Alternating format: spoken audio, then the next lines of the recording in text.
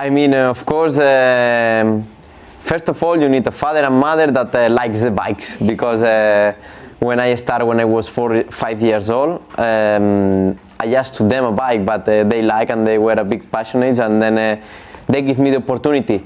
Then, of course, second thing is enjoy it, and bike. I mean, you never choose which is your passion, but in my case, my passion was the bike.